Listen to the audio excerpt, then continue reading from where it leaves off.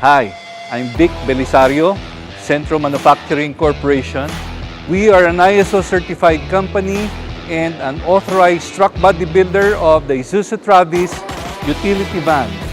Gusto nyo bang malaman kung paano namin binubuo ang Isuzu Traviz utility van?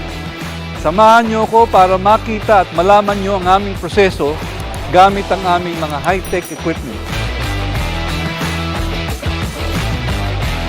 Our Isuzu Traviz utility body is compliant to the approved design and specifications of Isuzu Philippines Corporation. Magsisimula ang aming proseso sa stamping plant kung saan binubuo ang iba't ibang parts ng Isuzu Traviz body.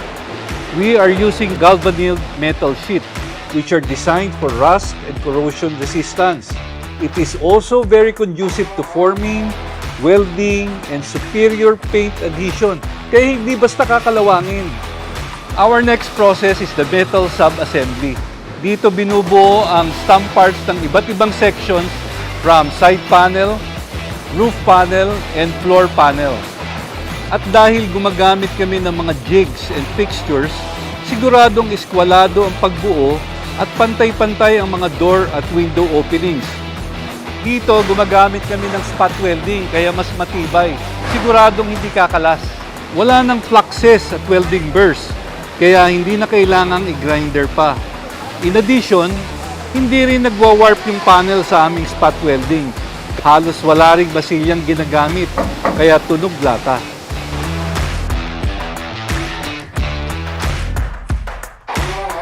Matapos ang metal assembly process, dadaan ang Isuzu Traviz body natin dito sa 5-step metal treatment process, kung saan meron tayong derusting, degreasing, water rinsing, phosphating, and another water rinsing. Nilulubog ang buong body kaya pati ang mga hard-to-reach areas ay siguradong protektado sa kalawang. Galing sa 5-step metal treatment, dadali ng body dito para sa ating painting process. Dito ang air temperature is maintained at constant setting, kaya mas mabilis ang drying time and also minimizes the risk of contamination and damage. Hindi problema kahit masama ang panahon. Ang last process natin ay ang ating water leak test. For 5 minutes, inoobserbahan ng body with the industry standard water pressure equivalent to 30 psi. Sinisigurado natin na walang tubig ang makakapasok sa body through the doors and window, even in the worst weather condition.